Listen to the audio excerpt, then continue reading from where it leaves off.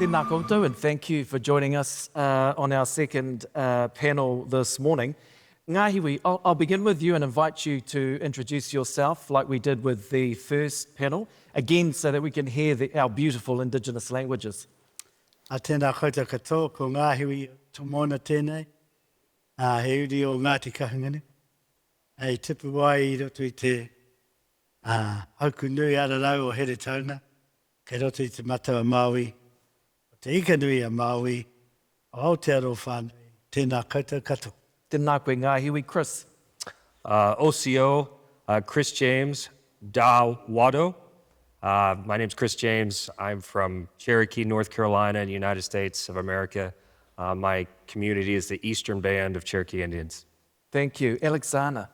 Waka Guyana Dailuchi, Ababi Kaingunga, Washkasagat student AlexAnna Salmon, Iriagarumiungunga. I belong to the place where Lake Iliamna is swallowed by the Igiugig River in Igiugig, Alaska. AlexAnna, let's begin with you and your experience, because following on from our first panel discussion where we were talking about the context in which we're trying to use and revitalize our language and the challenges that we're facing worldwide, but actually also the way in which we're using our language and culture, our identity, in a unique way to bring about opportunity. Share with us some of your experience. Well, first of all, I lead a tribal government, a federally recognized tribe, and we have a really good working relationship with all of the businesses in the region and abroad. But what keeps us true to ourselves is our language and culture and keeping the well-being of our people at the center of all of our decision-making, whether I'm here making a decision on behalf of the landowning Native corporation or entering a program through through our tribal government. So we span the whole, we have a diverse local economy, but what has been really underappreciated and not even considered across the whole state of Alaska has really been culture and cultural tourism and the potential of our languages. And one thing I've heard for my region of Bristol Bay specifically has been, well, there's 3 major cultural groups here, and, it'd be impossible to, which one would we focus on? And even as a school district encompassing all of those languages, well, we pulled off the very first inaugural culture camp for the Bristol Bay Native Corporation, our regional corporation, and we had a celebration of all 3 language groups and proved for the first time that it's possible and the timing is right, and this is just the beginning of the opportunity out there. So we run a language program where we're employing throughout the region and revitalizing 2 highly endangered Alaska Native languages, Dina, Ina, and Yupik. Chris, talk to us about the work that you do. You work with a number of tribes, right, in the United States and across the country. Talk to us about that and the work that you're doing to support opportunities for Indigenous peoples. Yeah, absolutely. And thank you so much for having us here. I represent the National Center for American Indian Enterprise Development. We work with all of our communities in the Indigenous communities, United States, American Indian, Alaska Native, and Native Hawaiian communities. And the beauty of our communities, and I think this sort of reflects a little bit about what was discussed earlier. Before colonization, we had over 300 different languages in the United States, and the diversity of those languages to now, as many of our native languages are now endangered, with maybe 100 different languages throughout the United States, 574 federally recognized tribes, all with different diversities, all with different cultures, and all with different value systems. So a lot of the work we do is working with the communities and the community's business as they develop enterprises and economic development opportunities, which in turn supports language revitalization. It supports cultural opportunities, and we support the diversity of all of the tribes and the businesses we work with. We'll talk about some of those initiatives shortly. Ngahiwi, you talk about Te Reo Māori, the Māori language, being the language of business in Aotearoa New Zealand. Talk to us more about that. The Te Reo Māori was hidden and unseen and ignored by Business New Zealand. But an example, is that I've been pursued the fisheries claim for the last 36 years. And in that 36 years, the more use of te reo in arguing the case, and in completing the case, and in fulfilling the commercial and cultural ambitions, resulted in a lot more of the fishing industry using te reo that they'd picked up in negotiations. And in now exporting to the world market in order to authenticate that product from Aotearoa New Zealand. That fish has come from an ocean, a moana, or from a reef, which has a name. And now the general business fishing industry is now using those names. And the stories around those names and the stories of those ancestors to sell their products. And more now at business awards, which we attend regularly, the mainstream Western business models, they're all introducing themselves and their product and their companies into te reo. And language covenants to an ancestor or to an ocean or to an atua, a god of the ocean, for example, now has a resonance in the business language of New Zealand, Aotearoa. So it's a significant turnaround from originally ignoring the language to now using the language and culture to authenticate their product. It's a huge turnaround from them trying to keep us out of the industry, now trying to capture the stories that we told during those arguments to promote their products offshore. And so, taking that to offshore, we've also protected our cultural rights in fishing, our commercial rights, and then you have sporting rights, which we've said that's a privilege because we never played with our fish. We came and fed the people, or we fed others, this taonga, or this precious gift that we have to offer to others in the country or in the world. Talking about sporting rights, Chris, there's a well-known news story that hit the world headlines, right, regarding a US football team and their use, not necessarily of an Indigenous language, but certainly of an Indigenous people. Talk to us more about that. Yes, I'm part of a group called First Peoples Worldwide, and they were part of, there was many organizations throughout the United States who led the effort to change the Washington football team, American football team, the name change, and how the First Peoples Worldwide out of the University of Colorado in Boulder, they were working with the corporations on the importance of why the name needed to be changed. And once the corporations got on board and several other organizations really put the pressure on the Washington team to change their name, and it was a successful campaign that happened in the United States. For those, because of course we're a rugby mad country, we don't follow American football. Tell us about the name, what it was, what it now is. So the original name was the Washington Redskins, which was a derogatory term in our communities. So that was why. And there's many changes that are going on throughout the United States on looking at various names of teams that historically have a derogatory meaning. So really seeing that change and the importance of that change to not degrade our cultures, but show that our cultures have power in various ways. Ngahiwi, if I can just come back to you briefly, how do we ensure that our language and culture isn't being misused like this? We insist that anybody who wants to use our language must come to the font of that language and to the font of the source of that language. So everybody must ask permission. We had a claim to the courts and to the Waitangi Tribunal for the repatriation and protection of all Māori names and Māori words and Māori brands. And that has taken a sort of voluntary impact on businesses who do it out of their respect now. Some are still ignorant, but most will come to a niwi, or come to a hapu, or come to Māori generally, and ask them if they could use a certain name or a certain brand. Now, the other thing about the settlement of the Fisheries Act, I'll go back to that. Our chief negotiators agreed to settle for 10% of what they were going for. They were going for 100%. They said, well, we'll step back to 50.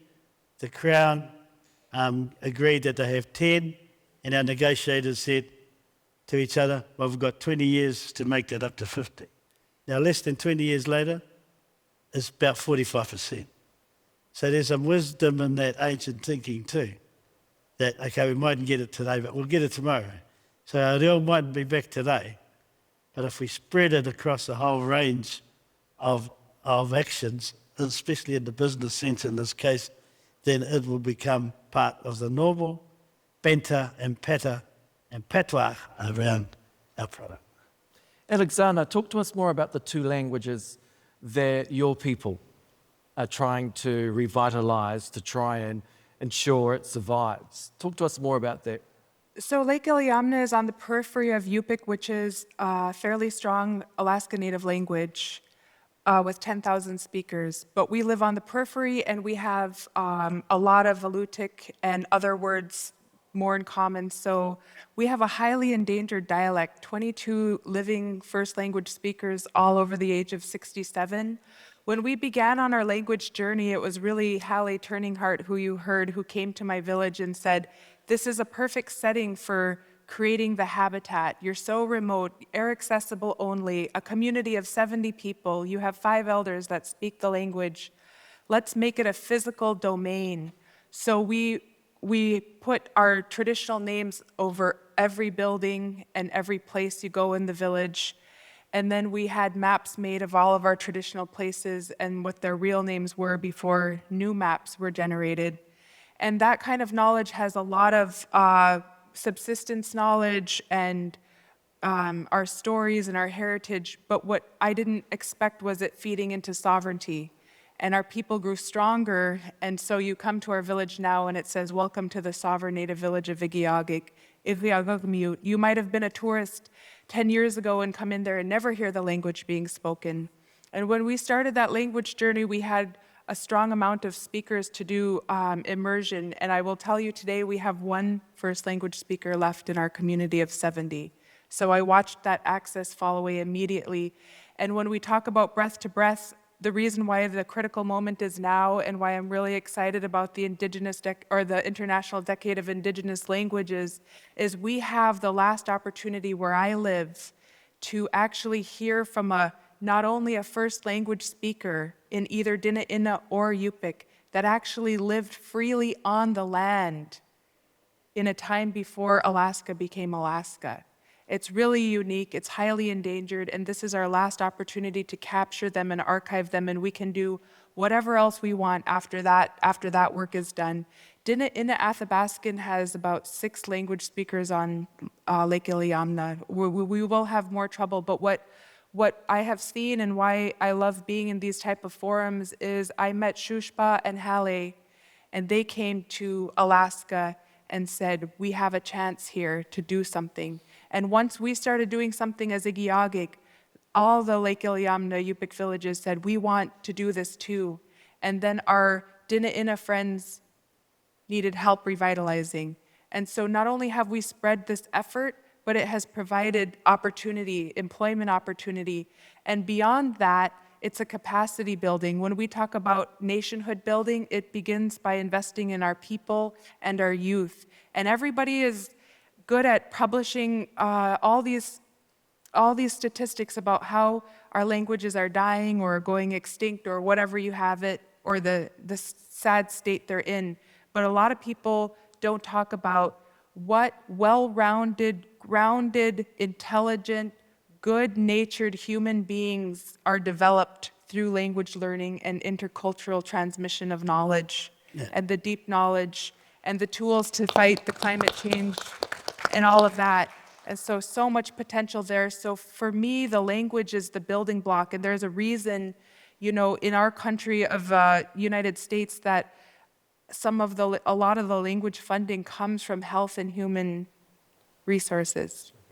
Chris, I'm interested to understand how much value is given to Indigenous languages in the States.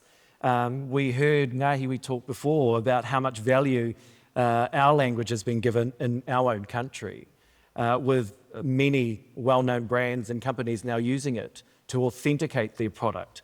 What is the case within the States? So I think because of the diversity of our communities, with the amount of languages there, there is not a outside collective effort to support this. Now, there is various to support language revitalization. There is funding from various sources, grants, and government to support that from a grassroots level. But externally, focus, you know, because of the diversity, I think, of all the languages, there is not a distinct effort to just focus on one. Now that being said, internally and from the grass level, our tribes and our Alaska Native villages are building that within. And they're using their economic development ventures to develop revitalization programs, to develop immersion schools, to develop online tools and language apps to support language development. And that a lot of that support comes from internal financial resources that the tribe has built over the past 20, 30 years. Ngahiwi, talk to us about the real uptake of the language and culture and the opportunities that is now presented, especially with tourism. There's a new dawning that Aotearoa New Zealand, on all Aotearoa New Zealanders, that we are not little England, that we're not little Britain, that we're not little Europe. We're a South Pacific nation, the loveliest land, the loneliest land apart. So it has its uniqueness. People have said before it has its tyranny of distance, but it has its uniqueness in its heritage, its culture, and its language.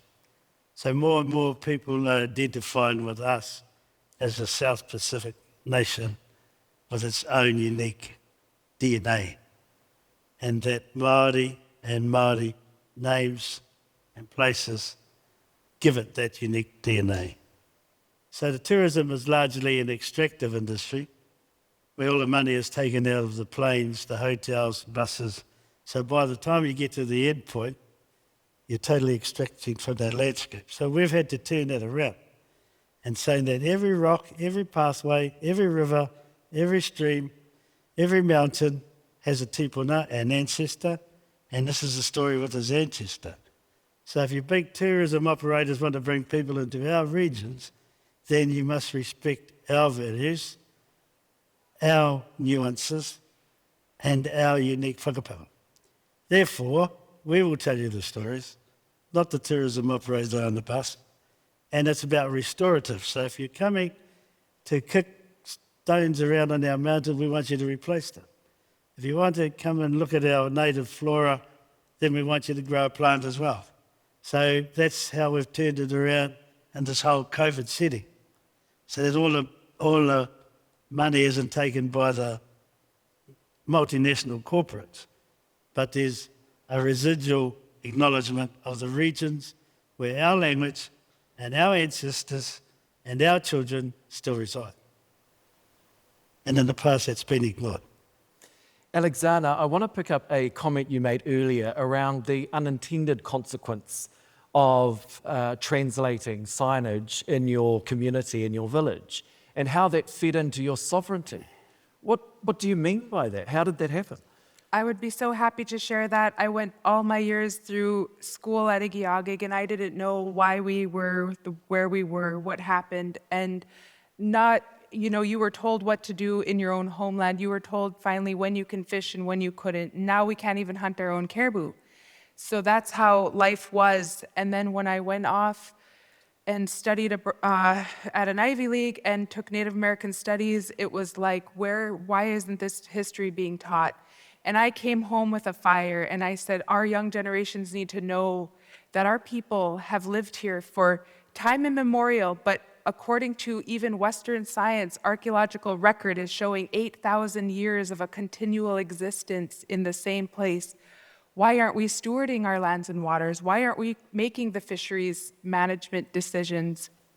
And so teaching them this history through language and culture is just growing that fire of informed, grounded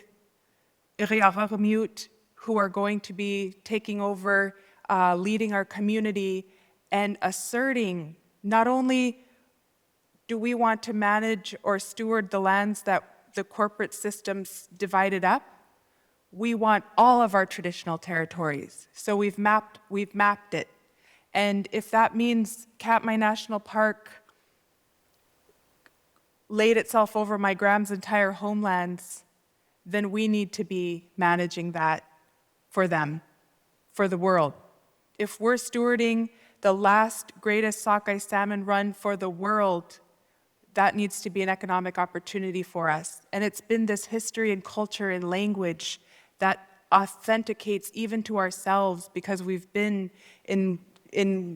told, what to do and when to do it for so long. Or that our language wasn't important, or that there was a new dawn, new era, and it was best to, globalize. But we're finding that if we are to achieve sustainability, and if we are to diversify our economy, and if we are to grow our own, then we need to be doing it through our Indigenous values, our culture, our language, and knowing our history and who we are. Thinking ahead, thinking about the future for you and your people, for your community, what does it look like as you look to grow the opportunities that you have with using your language and culture? Well, the same as you kicked off the vision series of what we're all dreaming of is our children dreaming in our languages and being proud of who they are and not afraid to be that voice and be expected to listen to, because we are experts of a particular place on this planet. And we have an inherent right to our lands and waters, and it's through our language that we express and communicate that. And I am a learner myself, so my dream for myself is to be fluent, but also I'm an elder in training, and I cannot wait to be bringing my own grandchildren up in the language, and with this deeper knowledge that will take a lifetime. It will take a lifetime for me to get even remotely close, but our dream is that we're still living in our place and that we have control over all the external forces that have threatened our way of being for so long, that we're still fishing where we have for 8,000 years or time immemorial, that we are still drinking the water straight out of our river because it's the purest in the world. Those are our dreams, and they're so simple and so profound, and because we have access to that, we feel like the wealthiest people. Today, when you go to my village, there is not one person who would trade what we have for any dollar amount. And that's a fact because I've surveyed them. Tēnā koe, thank you very much. Chris James, your hopes, your aspirations, in terms of the work that you're doing, in particular with language and culture. So I think, one, how our tribal community in the United States define their own sovereignty is the beauty of our own cultural identities. And I think that our tribes get to define sovereignty on their own terms, and they can decide on which cultural values they want to use to do economic development in their community. And I think that's the beauty and the enrichedness of our communities and our 574 federally recognized tribes who have that sovereign right, the treaty right to develop economic in their own terms. I also see over the next 20 to 30 years more opportunity for diversification within those tribes. That could be opportunities with corporate America, that could be opportunities with natural resources, that could be opportunities for a global expansion or trade in our communities. So I think we have came a long ways over the past 20 years or 8,000 years, but there is a long ways to go. And exercising our rights to self-determination will help us get to where we need to be. Ngahiwi, you've long been an instrumental leader in the movement that we have at home in terms of the revitalisation of te reo, of our language and culture. To even be talking about the economic opportunities it now provides is remarkable too. But what is the next step? What does the next step actually look like? I've said earlier, and often, that culture and commerce are twin drivers for us. So based on our customary way of trading fish, I'll go back to fish, and the fierce backlash from the general community when we won the case, and now the grudging acceptance that we've added value to the industry, and we've gone from 10% to 50% now. But trading internationally, we can see the same role models being developed in Northern Territory in Australia and in Newfoundland in Canada, around Halifax, where the native tribes like us own their own fishery. So if we collaborated on an international field, we'll have our languages, we'll have our culture, and we'll dominate one part of the industry, which is crayfish, which is lobster up in North America, and which is mud crabs, the top of Australia. So talking with these two international tribes, using our culture to dictate our commercial worth, because we were traders, if we just brought that pincer movement, go back to that metaphor, we could corner and dominate the market of a certain sector of the fishing industry. Now, it could be the digital industry, or it could be the meat industry, or it could be the tourism industry. But there's more collaboration of Indigenous tribal people in the world now than ever, with the greater use of language, customary practices, and culture.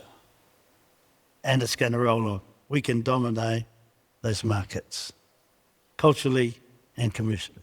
Tēnā koe, tēnā koutou. Thank you very, very much for your time this morning. Really appreciate it. AlexAnna, Salmon, Chris James and Ngahiwi Tomoana, again, put your hands together for their wonderful contribution this morning.